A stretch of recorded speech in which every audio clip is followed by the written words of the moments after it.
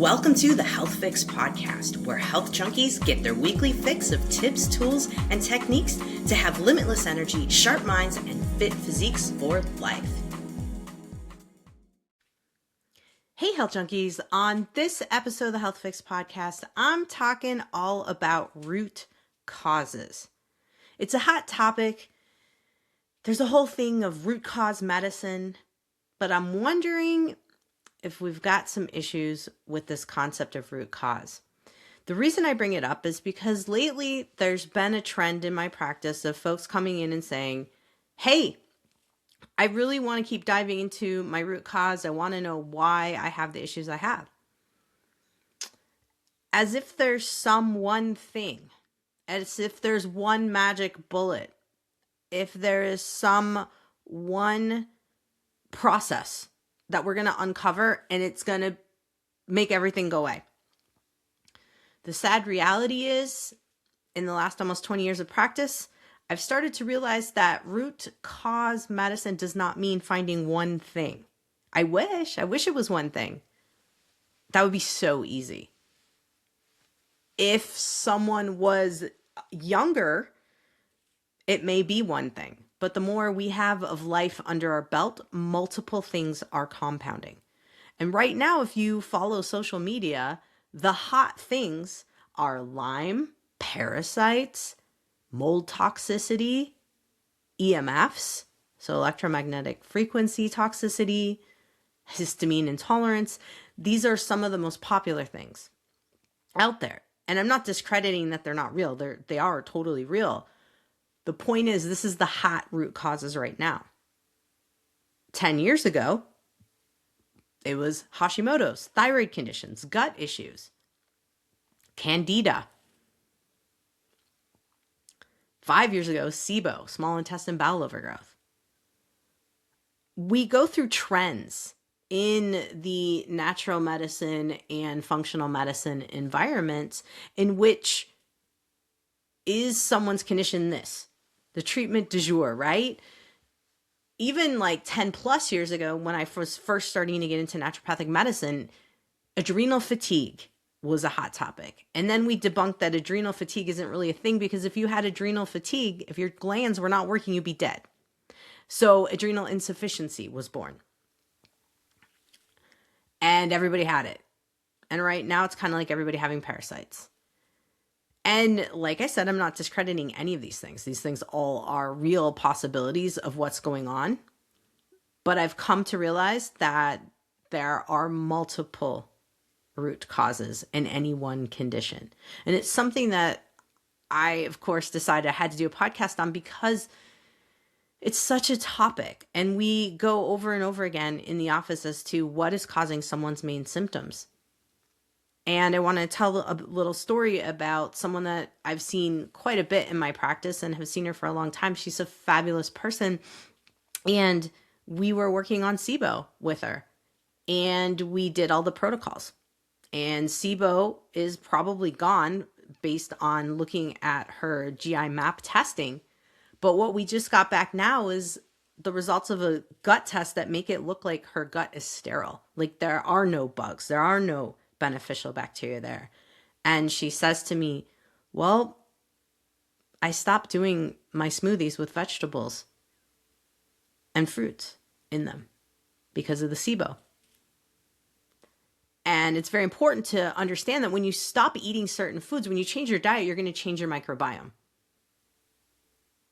And it's on me for not saying something about it. I mean, that is what happens. And in the process of figuring out SIBO, a lot of foods get taken out. And then a lot of foods get introduced and we can't, it's this, we can't really gauge, how much someone's diet is totally changed until we get a result like this where the gut looks sterile. The beneficial bacteria are not there, even though we've been trying to replace them. And we go, okay, how do we swing from one direction all the way to the other in the process of treating SIBO? The crazy thing here is that it was a big reminder to me to go, okay, there isn't just one thing that we should be looking at when we're looking at optimizing health. when we're looking at restoring health.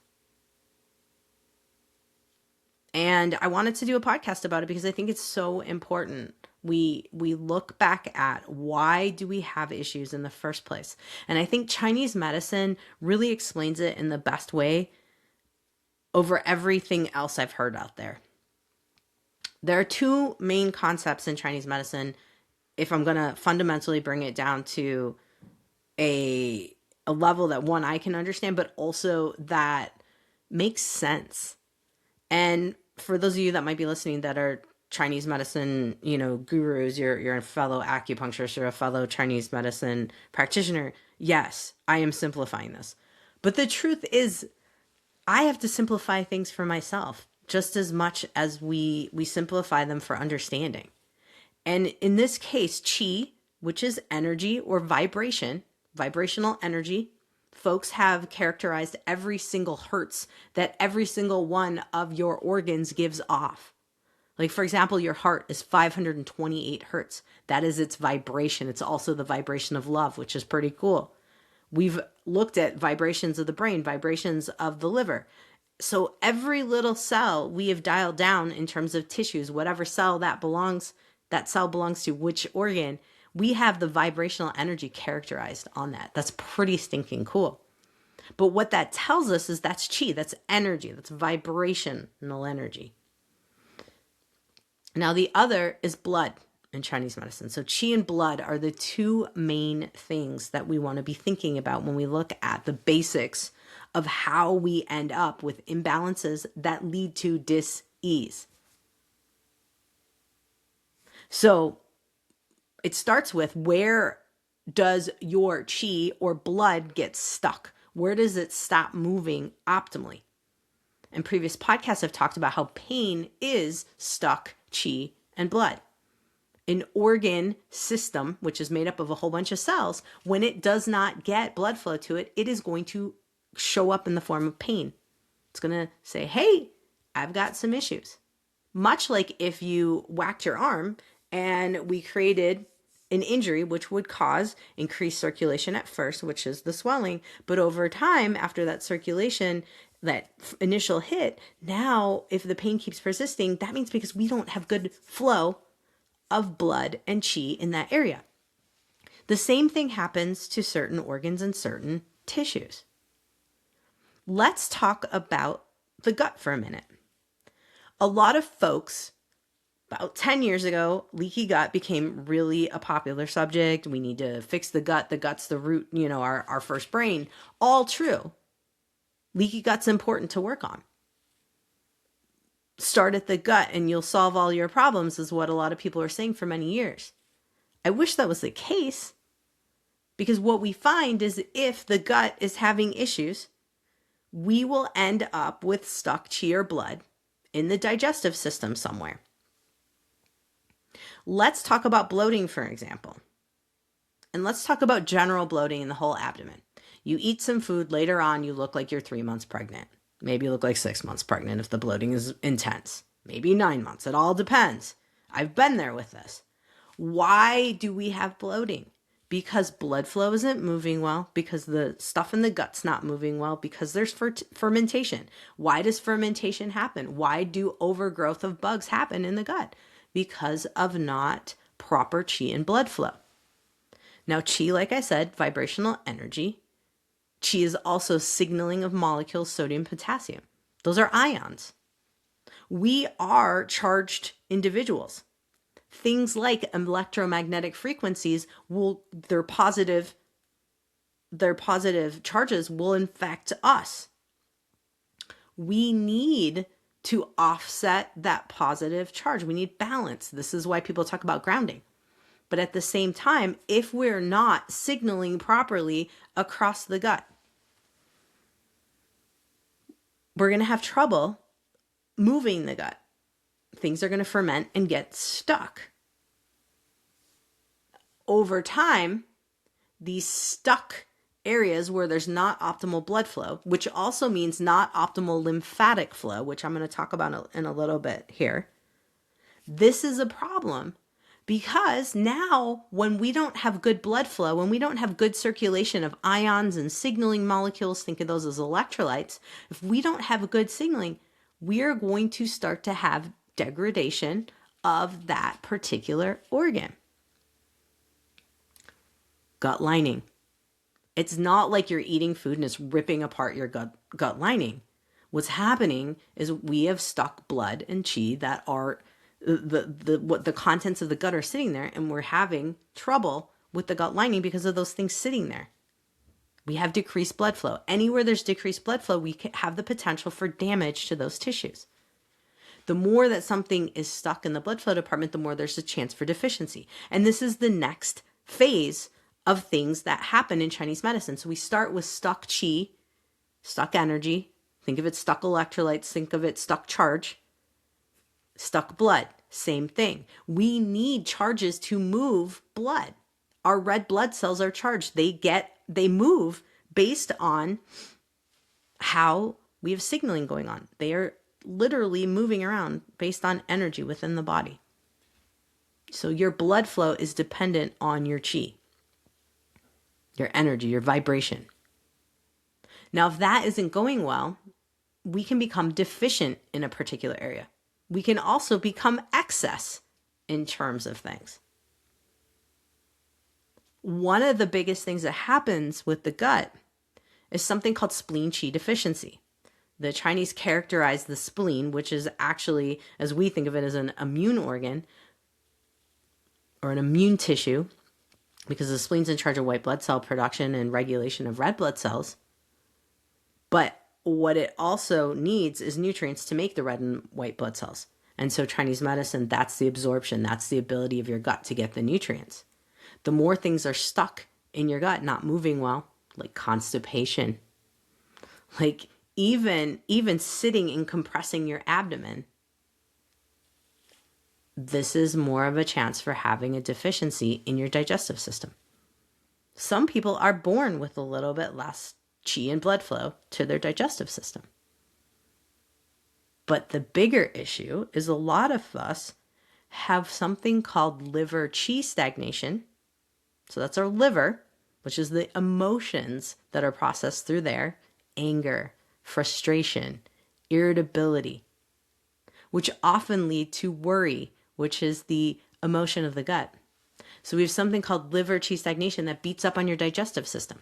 And yes, I'm talking Chinese medicine to you right now, but the point here is that if you have a lot of emotions and you spend a lot of your time frustrated, angry, irritable, stressed, it's going to beat up on your digestive system. And this is how we often will also get spleen qi deficiency. So a digestive deficiency. Liver qi stagnation is a condition of excess in the liver. Excess stuckness, excessive drinking of hot drinks, excessive coffee consumption can cause deficiencies in the gut. Excessive alcohol, it's very cold energetically. Excessive watermelon can cause diarrhea, which is a manifestation long term, if we keep having it, we can't shut it off, of a deficiency. Unless, of course, it's some kind of bug that we took in. Now we have excess. It's crazy, right? To think about this stuff. It's back and forth on deficiency, excess. Where are we? The point here that I'm trying to make is that we start with stuck energy. Maybe it's emotions. A lot of folks are talking about trauma stuck in the body. That is stuck qi. Trauma, emotions stuck in the body cause the body to have a decreased flow of blood over time. Worry, anger, frustration, irritability. Those two mixed together cause the liver to have trouble and the gut to have trouble. And this is your qi or excess, your blood and qi deficiency or excess. And then eventually it ends up creating an organ disease. A lot of folks right now have colon cancer, rectal cancer, cancers of the digestive system. How did we get there? Well, food you eat and the emotions you're holding on to. Also, not moving your bowels well. Maybe it's too rapid. Maybe you're not moving your bowels enough.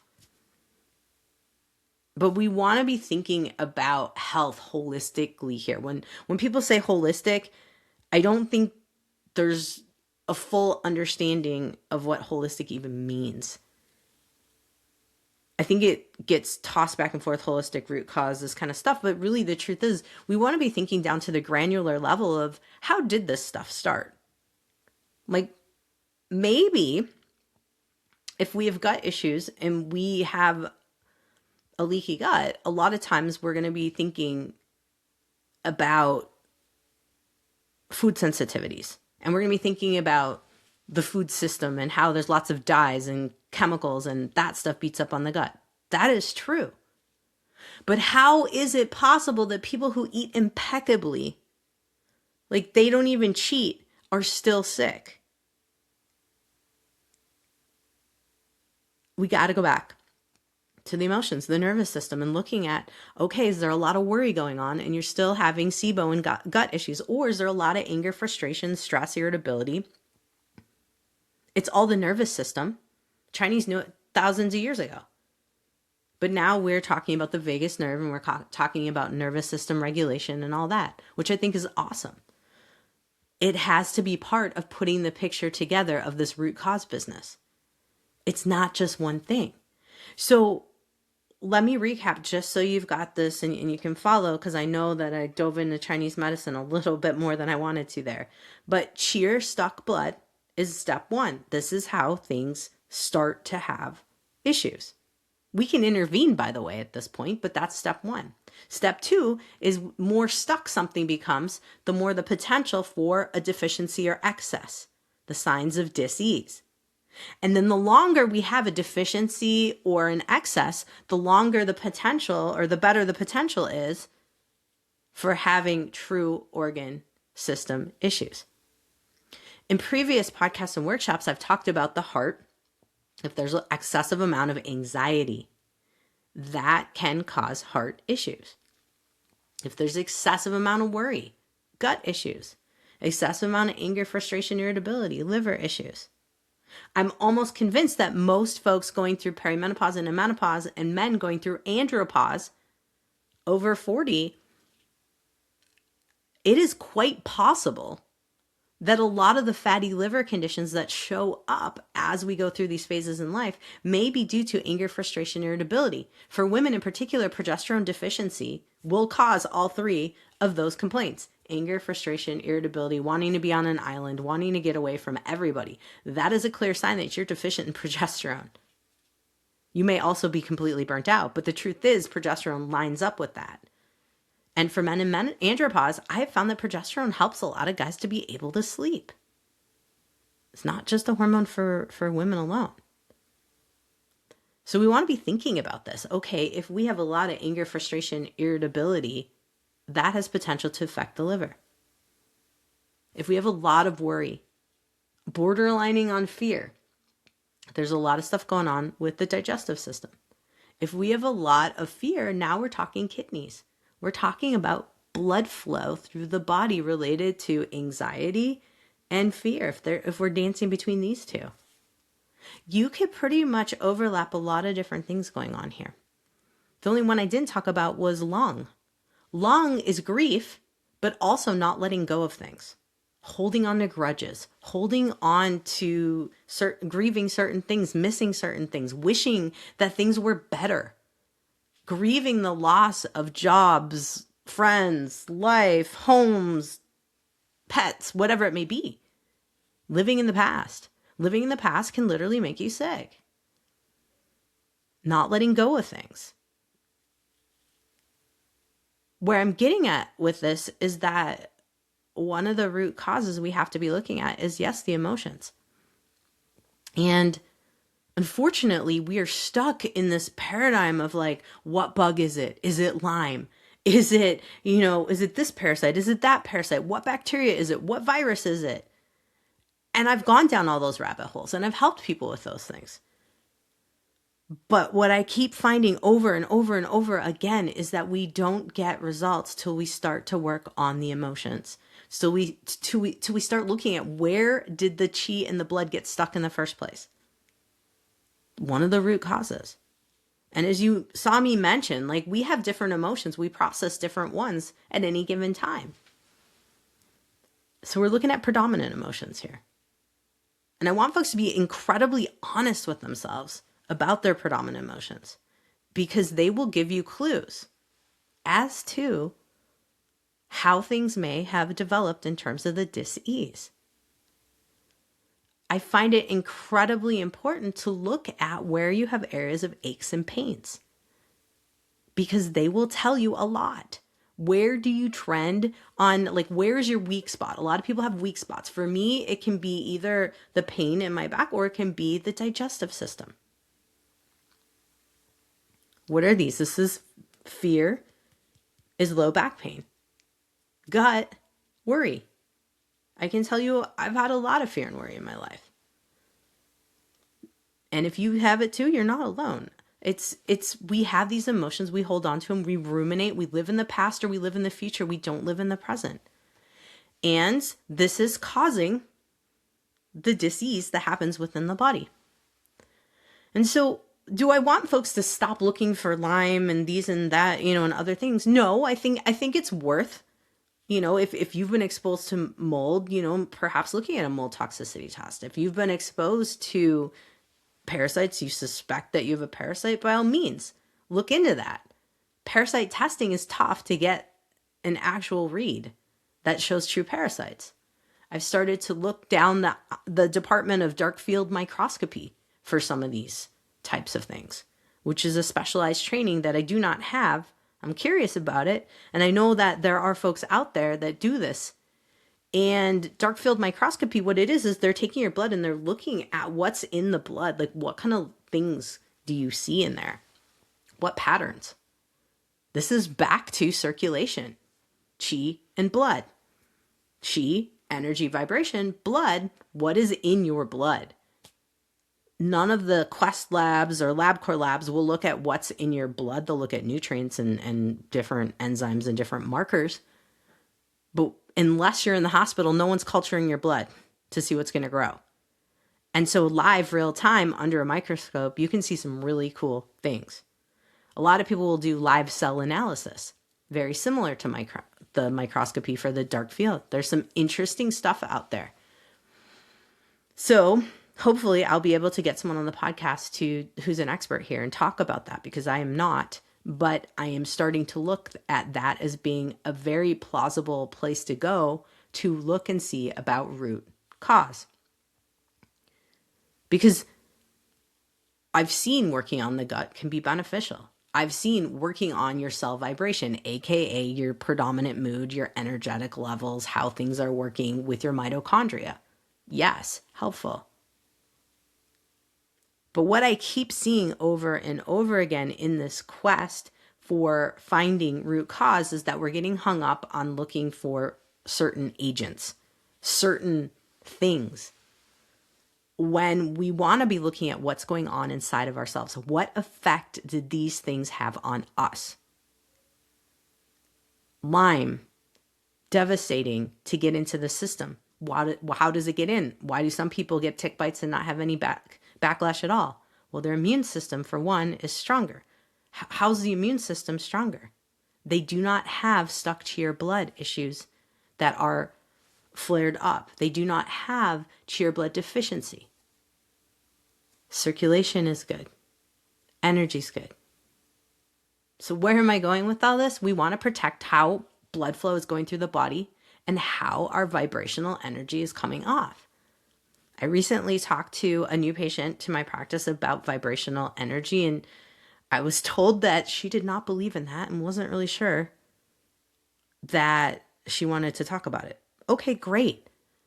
So I'm left to wonder how many folks out there are still questioning that we are vibrational beings. There is research, there is back data. And like I said, every single one of our organs have certain vibrations. We are more vibrationally active in terms of volts than a strike of lightning. Think about that for a minute. We're incredibly powerful electric beings, and we're being dampened in terms of our electrical powers from things like electromagnetic frequencies. Sitting here on the computer, which after this, go outside, get your feet in the grass, go walk in some sand, water, connect with the earth. Take your shoes off. Something to ground after exposure to EMFs. We all tend to have phones. I don't know anyone that doesn't at this point. We all tend to have computers. So we want to be thinking about how can we offset this kind of stuff, because within our bodies, we only have a certain amount that we can handle. Then we need to discharge, right? We need to get rid of some of these positive energies and neutralize them with what's in nature. So this is why getting out in nature, getting out barefoot, taking your shoes off for a little bit, just getting out and doing this can be incredibly important for many reasons, for your mind, but also for energetic vibration. Grounding mats can be helpful. PEMF, portable electromagnetic frequencies, can help reset you in these cases. I found these to be the most incredible balancing tools for someone that is really struggling. So, as it pertains to those of you who maybe are trying to optimize your health versus restore your health, one of the biggest things is looking back at where are there areas of pain, discomfort, and instead of like hunting down a bug, a virus, a parasite, whatever it is, maybe looking at how can you optimize your circulation in that area. For the gut, for example, Qigong has the best like upside down U's and circle massages, opening up your chest, really helping your abdomen and not be cinched down sitting on a computer all day. Even workouts, we're sitting, we're lifting, we're doing different things and we're sitting. How can we rotate and open up the rib cage, get some blood flow moving? One of the most sad and profound things that I see for most humans this day and age is swelling in the legs, swelling under the eyes. I even have some myself. The more I get tired and the more that I am bogged down with emotions and energy, being stuck. I also find that with the swelling in the legs and the feet and in the abdomen, this is lymphatic flow. This is just as much a part of your circulation as blood flow is. It's also a detox mechanism, your lymphatic flow. And I'm almost certain that most of us have issues with our lymphatic flow. Some of us more than others, with cases like lymphedema and things where it's more serious. But I'm seeing more cases of severe lymphatic stagnation. Lymphedema, I mean, I would have to say like probably 1 in 5 people I see have some issues with that. And if you're on blood pressure meds, it's going to compound it. Which is a whole nother podcast I will do one day. But for now, the point is if you have swelling, if you have puffiness, if you get sock lines, if your ankles swell on you when you're on an airplane and it's tough to get the swelling down, or if you swell just from sitting longer periods, not even on an airplane, if you feel like your legs are heavy and you're walking through concrete, this is a form of stuck blood. In Chinese medicine, when things don't move well in the lymph, it's described as dampness. And then it turns into phlegm. Like fatty tissue is phlegm in Chinese medicine. That is like an extreme form of stuck qi and blood. The more weight you have on you, the more phlegm you have stuck, according to Chinese medicine. That's a circulation issue. Is circulation related to metabolism? Yes, because to be able to make energy, to be able to detox on a cellular level, you need good qi and blood flow. So if we look at swelling, we look at all of the folks doing the rebounders and the vibration plates, what are we doing with those things? We're moving qi and blood. Are these handfuls of supplements? No. In fact, I'm starting to find that a lot of folks aren't responding to supplements like they used to.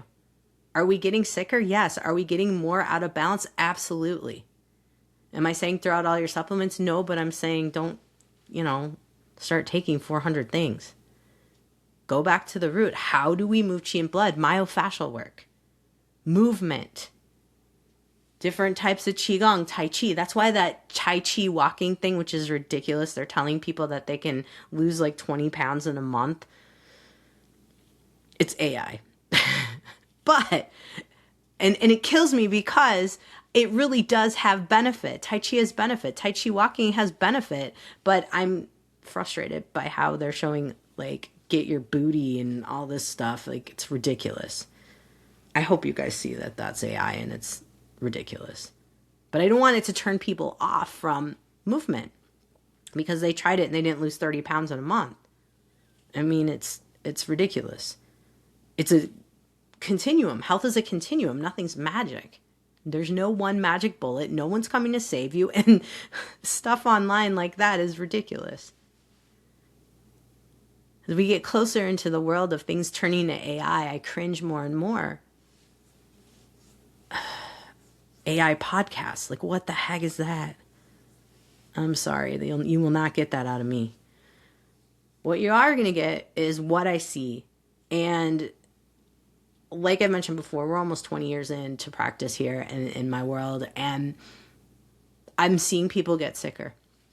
I'm seeing it harder to get results with folks.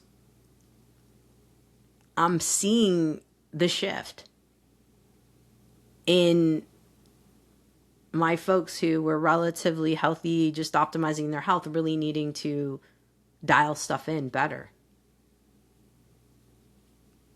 And I want folks to be thinking about, okay, yes, there is this root cause medicine, sure.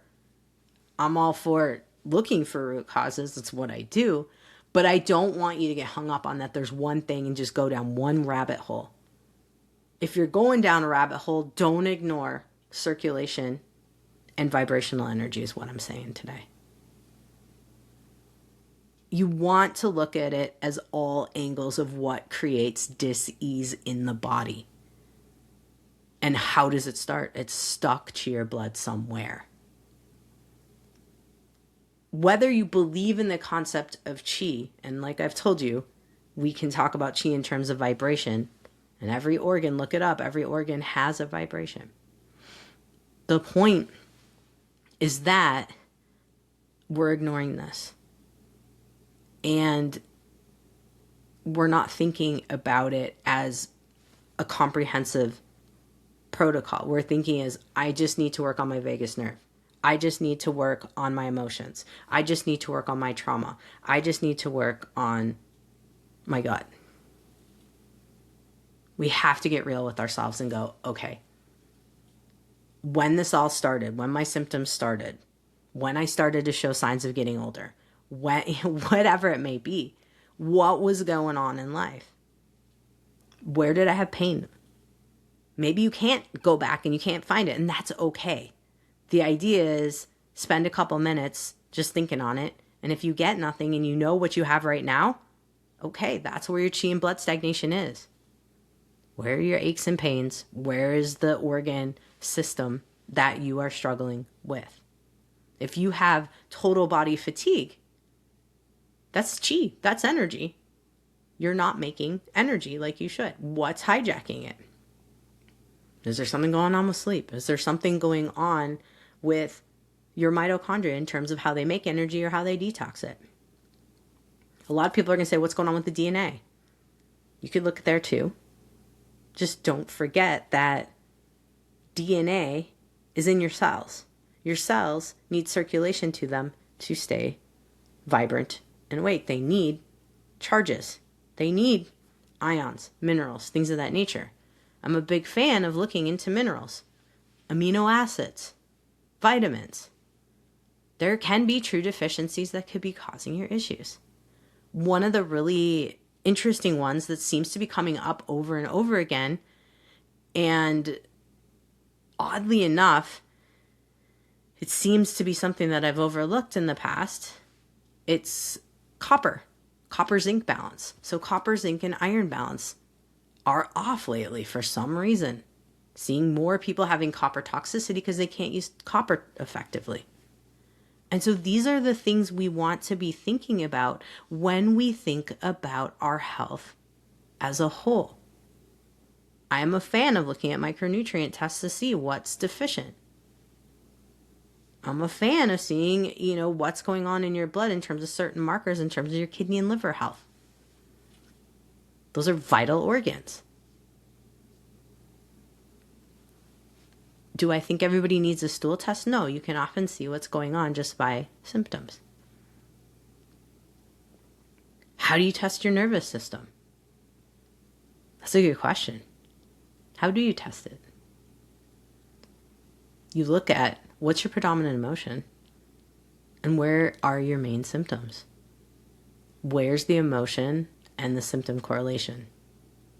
Do we have some overlap?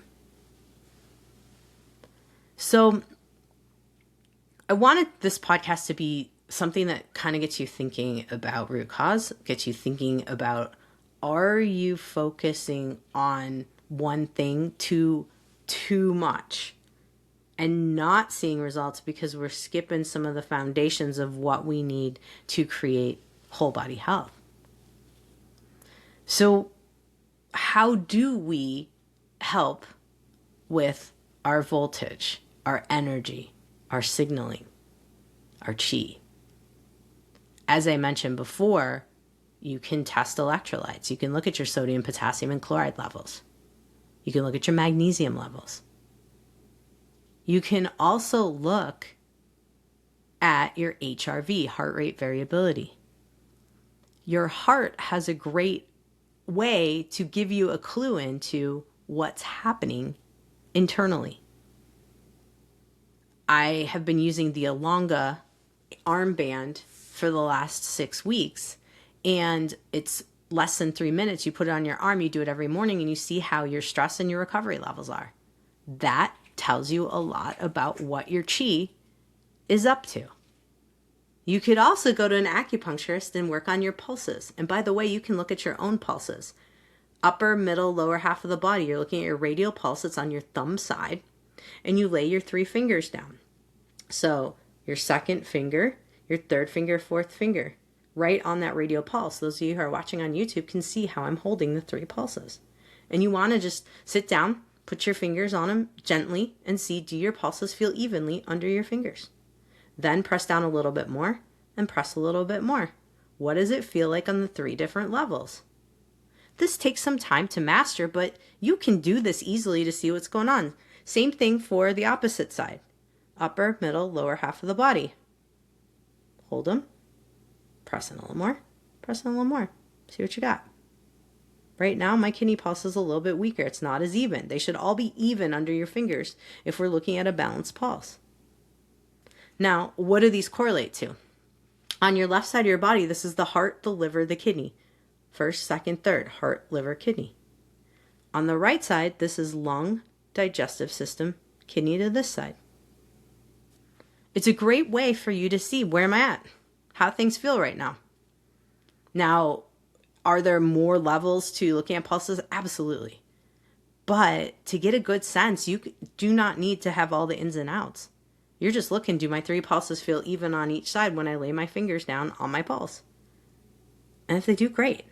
Side note, some people don't have a radial pulse right here. It splits, and it might be further over. So if you can't find your pulse, move around on that wrist and see where you find it. We have some seriously amazing insights from Chinese medicine that we are overlooking, and it makes me sad. And I'm hoping today that you got a little bit of an insight into where you can look at your body to see where your body battery is. You don't necessarily need HRV to watch trends. You can use your own pulses just to do a little check-in. You could just sit, close your eyes and go, okay, body, tell me, where do I need some help today? A body scan. You can go from your toes all the way up to the top of your head and scan. And just kind of look through, look at the different areas and go, where do I need some circulation boosting today? It's a great preventative tool to help you to keep the chi and blood moving. So that being said, going forward, I hope that you guys take some time to really look at this concept and see where you can add in a little support to your body that you might not be doing by looking down a particular route to get rid of a certain condition that you have. Now, like I said, there's no shame in doing that. It's just make sure you're covering all your bases. I will have notes on everything that I just mentioned in my podcast notes at drjkrauseND.com. And also, for those of you watching YouTube, there's notes right below here. If you like this podcast and you're looking for information just like this one, insights that blend in a little bit more of Chinese medicine, I'm here to help. So subscribe so you can be on top of my next podcasts that come out. And if you're up for it, head over to my website at drjkrauseND.com. Sign up for my email list. I send out 3 emails a week, and I'm diving into these topics in much more detail. Plus, you'll have exclusive access to when I'm doing workshops and talking all about this information with live Q&As. All right, that's it for today's podcast. You guys have a great day, whatever you're doing. Hey fellow health junkie, thanks for listening to the Health Fix podcast. If you enjoyed tuning in, please help support me to get the word out about the podcast. Subscribe, rate, and review, and just get that word out. Thanks again for listening.